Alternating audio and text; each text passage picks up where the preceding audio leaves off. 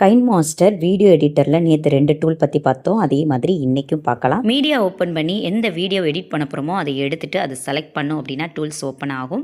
இந்த வீடியோ எப்படி நம்ம ஜூம் பண்ணுறது அப்படிங்கிறத பார்க்க போகிறோம். அதுக்கு வந்து பேன் அண்ட் ஜூம்ங்கிற டூலை நம்ம கிளிக் பண்ணோம் அப்படின்னா அதில் 2 பாக்ஸ் காட்டும். அதுக்கு சென்டராக நம்ம கிளிக் பண்ணோம் அப்படின்னா டோட்டல் வீடியோவும் நம்ம வந்து ஜூம் பண்ணிக்க முடியும்.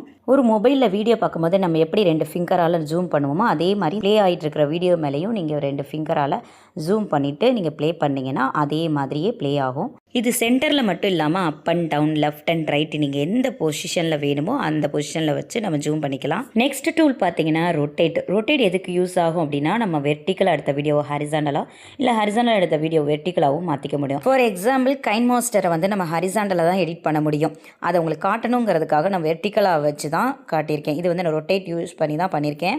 நெக்ஸ்ட் பார்த்தீங்கன்னா மிரர் எதுக்கு யூஸ் ஆகணும்? இப்போ நம்ம ஃப்ரண்ட் கேமராவில் வச்சு வீடியோ எடுக்கிறோம். அது வந்து நம்ம லெஃப்ட் ஹேண்டை ரைட் ஹேண்டாக மாற்றி காட்டுது அப்படின்னா அதை பேக் கேமராவில் எடுத்த மாதிரி நம்ம சேஞ்ச் பண்ணிக்க முடியும். அதே மாதிரி தலைகீழாக இருக்கிற ஒரு வீடியோவை ஸ்ட்ரெயிட் பண்ணிக்கவும் அதில் ஆப்ஷன்ஸ் இருக்குது.